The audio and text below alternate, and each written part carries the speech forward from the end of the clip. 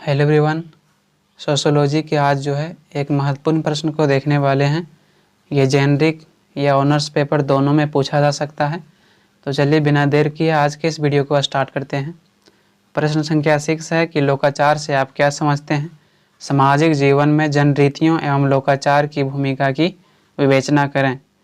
तो आज के इस प्रश्न को हम जो है साथियों बिल्कुल आपको आसान से आसान शब्दों में बताने वाला हूँ कि लोकाचार क्या होता है और सामाजिक जीवन में जो है जनरीतियों और लोकाचार की क्या भूमिका है। तो सबसे पहले जो है आपको परिचय देना है।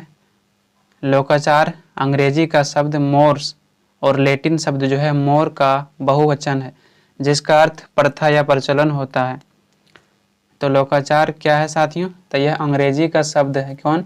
मोर्स, और लैटिन का शब्द है मोर, जिसका बहुवचन है, जिसका अर्थ क्या होता है? प्रथा या प्रचलन होता है। लोकाचार मतलब प्रथा या प्रचलन। लोकाचार का उपयोग समूह द्वारा आवश्यक पारंपरिक व्यवहारों का वर्णन करने के लिए करते हैं। यानी कि लोकाचार का पालन कहाँ किया जाता है? तो अगर हम लोकाचार का पालन करना चाहें तो जो पुरानी परंपराएं हैं उन परंपराओं व व्यवहारों को वर्णन करने के लिए किया जाता है। जैसे कि हम इससे पहले जो वीडियो बताए थे उसमें बताए थे कि जो पुरानी संस्कृति थी, जो परंपराएं थी, उसी को जो है बेसिकली लोकाचार कहा जाता है, जिसमें समूह की भलाई की भावना होती है। लोकाचार वे सामाजिक व्यवहार है जिनकी समूह द्वारा पालन करने की अपेक्षा की जाती है। यानी कि समाज में जो है जो लोकाचार है उनका पालन करने की अपेक्षा समूह के सभी सदस्यों से किया जाता है और जो नैतिकता की भावना पर आधारित होती है ना। जब समूह के किसी भी व्यवहार को उपयोगी समझा जाता है तो वह जनरीति बन जाती है। आपको यहाँ पर बहुत ही ध्यान से समझना है कि जब कोई भी समूह या समाज में मानव का कोई भी व्यवहार क्या होता है? जैसे खाना खाने का, बैठने का तरीका, किसी को विदाई करने का तरीका, विवाह करने का तरीका, तो बेसिकली यही सब जो है लोकाचार है ना। तो वही कहा गया है कि मानव का कोई भी व्यवहार जो है जो उपयोगी होता है उसी को क्या बना दिया जाता है? समाज में जनरीतियाँ बना दिया जाता है।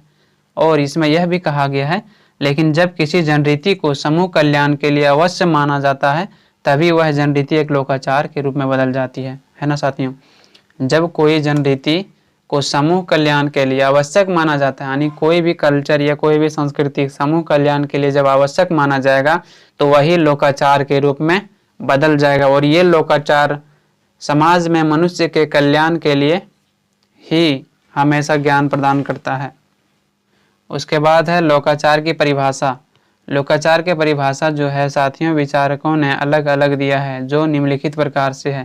पहला जो है वो है सुमनेर के अनुसार जब लोकरीतियाँ अपने साथ जो है समूह के कल्याण की भावना और उचित और अनुचित का विचार जोड़ लेती है तो वह लोकाचार में बदल जाती है। यानी कि जब कोई भी जनरीतियाँ में या कोई भी लोकाचार में जो है समूह के कल्याण की भावना जब जोड़ दिया जाता है या उचित और अनुचित की भावना का विचार जोड़ लेती है तो वही क्या हो जाता है? लोकाचार बन जाता है। यानी कि समाज के लिए कौन सा व्यवहार बेहतर है और यह जो है मानव के हित के लिए है, यह उचित है या नहीं है, यह मानव कल्याण के लिए है, अगर ये सभी भावना जोड़ लेती है तो वह व्यवहार जो है क्या बन जाता है? लोकाचार बन जाता है।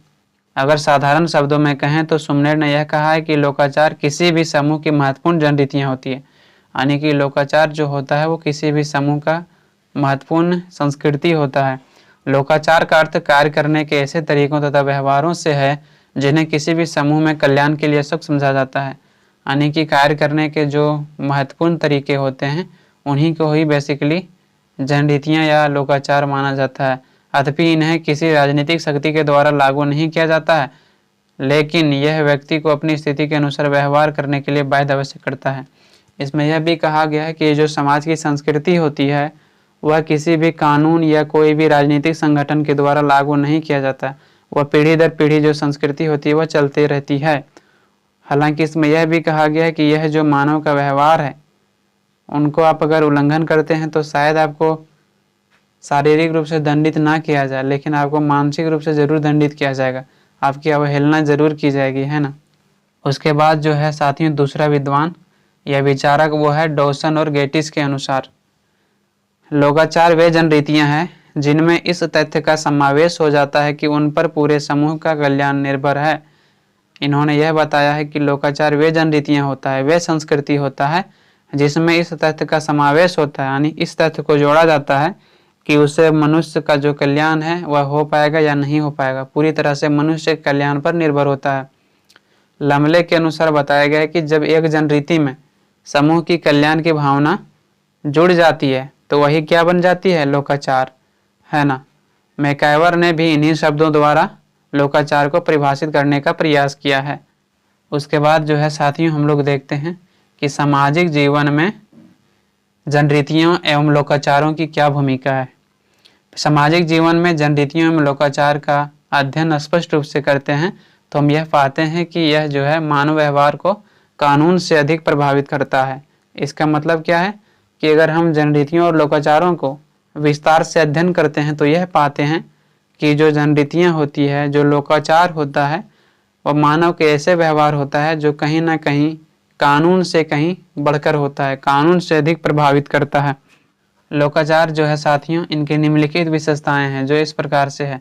तो हम कुछ बिंदुओं द्वारा जो है लोकाचार और जनरीतियों को समझते हैं। लोकाचार समूह कल्याण के लिए आवश्यक है। लोकाचार क्यों आवश्यक है? क्योंकि वह समूह कल्याण की बात करता है। लोकाचार में व्यक्ति के उन्हीं व्यवहारों को समूह या समाज द्वारा मान्यता मिलती है जो संपूर्ण समूह के कल्याण के लिए आवश्यक होती है। यानी कि कोई भी मानव का व्यवहार तभी समाज द्वारा मान्यता मिलेगा जब पूरे समूह के लिए कल्याण की भावना निहित होगी। यानी कि कोई अगर हम संगठन बनाते हैं तो उसका मुख्य उद्देश्य क्या होता है कि समाज में कल्याण किया जाए। अगर हम समाज में कल्याण नहीं कर पाएंगे तो वह संगठन को क्यों बनाएं, है ना।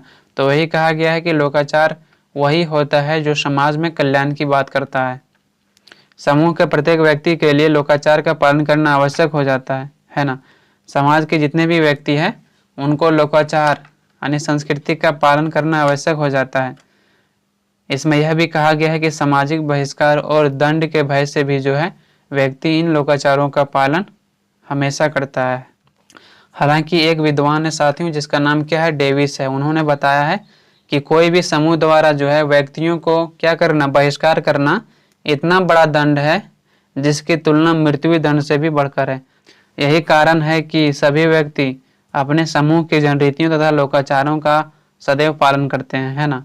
यही कारण है कि जितने भी लोग हैं समाज में, समूह में, वह सभी जो है अपने लोकाचारों और जनरीतियों का सदैव पालन करते हैं ताकि उनको मानसिक रूप से दबाव न बनाया जाए, उनका अवहेलना न किया जाए। दूसरा जो आपको पॉइंट बनाना है वो है नैतिकता का समावेश। यानी कि जो लोकाचार होता है उनमें नैतिकता होती है ना। व्यक्ति के वह व्यवहार जो समाज के लिए उपयोगी तो होता है, साथ ही साथ उसमें समाज के आदर्श मूल्य और नैतिकता का भी समावेश होता है, यानी शामिल होता है। जैसे कि गरीबों की मदद करना, मेहमानों का स्वागत करना, माता पिता का आज्ञा का पालन करना और उनकी सेवा करना, ये सभी क्या है, तो ये लोकाचार है ना साथियों। लेकिन इसमें यह भी कहा गया है कि जिनका हम नैतिकता के कारण पालन करते हैं, ये जो सभी कार्य है, माता पिता का सेवा करना, गरीबों की सहायता करना, मेहमानों को स्वागत करना, माता पिता का जो है आज्ञा का पालन करना, ये सभी जो है लोकाचार है। साथ ही साथ ये जो है नैतिकता पर आधारित है ना, जिसके कारण सभी लोग इनका पालन करते हैं। जो लोग अपने माता पिता का सेवा नहीं करते हैं, आज्ञा का पालन नहीं करते हैं, उनके बारे में कहा जाता है कि यह एक बेहतर इंसान नहीं है जो अपने माता पिता का सेवा नहीं करते हैं, है ना। तो यह नैतिकता पर आधारित है। लोकाचार में बहुत अधिक नैतिकता है साथियों, इसीलिए इनका पालन जो है धार्मिक कर्तव्यों की तरह ही किया जाता है। लोकाचार का उल्लंघन करना भी समाज में अनैतिक माना जाता है ना। इसमें यह बताया गया है कि जो लोकाचार है वह बहुत अधिक नैतिकता पर आधारित है। इनका पालन किस तरह से किया जाता है, तो धार्मिक कर्तव्यों की तरह किया जाता है। तीसरा पॉइंट आपको बनाना है कि समूह द्वारा अपेक्षित व्यवहार। लोकाचार समूह द्वारा अपेक्षित व्यवहार है। प्रत्येक समूह या समाज अपने सदस्यों से एक निश्चित तरीके से व्यवहार करने की अपेक्षा करता है, क्योंकि वे व्यवहार पारंपरिक होते हैं, उनके साथ पिछले अनुभव भी जुड़े होते हैं और समूह कल्याण के लिए आवश्यक समझे जाते हैं। चौथा पॉइंट है कि बाध्यता का गुण होना, यानी बाध्य होना। जैसे कि आप जानते हैं कि व्यक्ति द्वारा किए गए व्यवहार जब स्वीकृत होकर समूह का लोकाचार बन जाता है तो समूह के प्रत्येक व्यक्ति के लिए इनका पालन करना आवश्यक हो जाता है। सामाजिक बहिष्कार एवं दंड के भय से भी व्यक्ति इन लोकाचार का पालन हमेशा करता है। उसके बाद नेक्स्ट जो पॉइंट है साथियों वो है लोकाचार अपने आप विकसित होता है। यह जो है एक महत्वपूर्ण पॉइंट है। लोकाचार जो है अपने आप विकसित होता है। किसी भी समाज में जो संस्कृति है उसको बनाया नहीं जाता है, बल्कि रहन सहन का जो तरीका है वैसे वैसे धीरे धीरे जो है संस्कृति का अंग बन जाता है। लोकाचार अपने आप विकसित होते हैं, कानून के द्वारा वे किसी संगठन द्वारा जानबूझकर नहीं बनाए जाते हैं, है ना। लोकाचार जो है अपने आप विकसित हो जाता है किसी भी समाज में।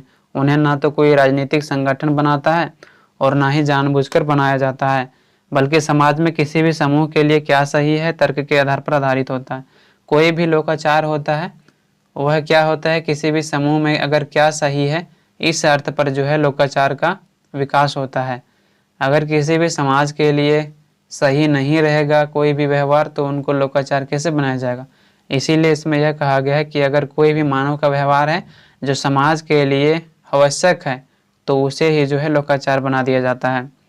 भविष्य की कल्पना पर आधारित नहीं होता है। लोकाचार कभी कभी अचानक से बिना किसी अनुमान के विकसित हो सकती है। कुछ ऐसे संस्कृति है जो कभी भी अचानक से विकसित हो सकती है साथियों। छठा जो है वो है सामाजिक नियंत्रण। लोकाचार सामाजिक नियंत्रण का एक शक्तिशाली साधन है। इनके पीछे कहीं न कहीं जनमत का दबाव अवश्य है, जिसके कारण लोकाचार का उल्लंघन करने का साहस कोई भी नहीं कर सकता है। जो लोग उनकी आलोचना करते हैं उन्हें समाज द्वारा कड़ी सजा दी जा सकती है। सामाजिक नियंत्रण मतलब क्या होता है कि कुछ ऐसे जनरीतियाँ हैं, यानी कुछ ऐसे लोकाचार हैं जो मनुष्य को जो है नियंत्रण रखता है। सातवां जो है स्वाभाविक प्राकृतिक। क्योंकि लोकाचार समय में लंबे समय से स्थापित है इसीलिए वह स्वाभाविक है, इसलिए इसका पालन पीढ़ी दर पीढ़ी करते आ रहे हैं।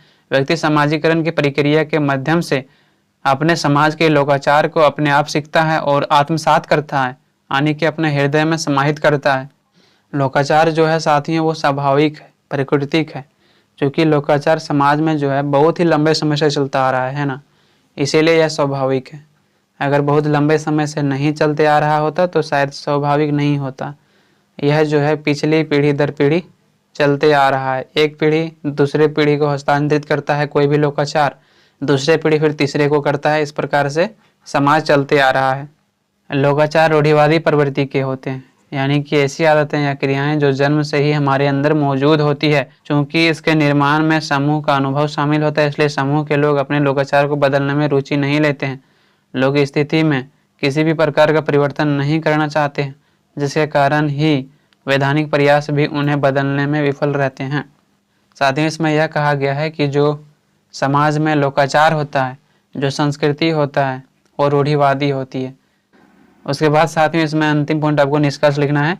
इस प्रकार से उपयुक्त तथ्यों के आधार पर हम यह कह सकते हैं कि किसी भी समाज या समूह के लिए लोकाचार अत्यधिक महत्वपूर्ण है, जिससे ही समाज के लोगों के बीच एकता का बना रहता है। लोकाचार समाज में नैतिकता के मूल्यों पर बल देता है, जिसके कारण ही समाज या समूह में एक व्यक्ति दूसरे व्यक्ति के प्रति आदर व सम्मान का भाव रख पाते हैं। यानी कि लोकाचार जो है किसी भी समाज के कल्याण के लिए अत्यधिक महत्वपूर्ण है, जिसके अभाव में शायद जो है समाज में विकास नहीं हो सकता है। लोकाचार के कारण एक व्यक्ति दूसरे व्यक्ति के बीच एकता की भावना बना रहता है।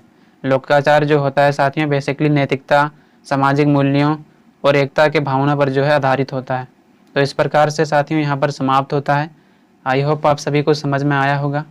आपको अगर इस वीडियो से सहायता मिली है तो कृपया करके लाइक और सब्सक्राइब करना ना भूलें।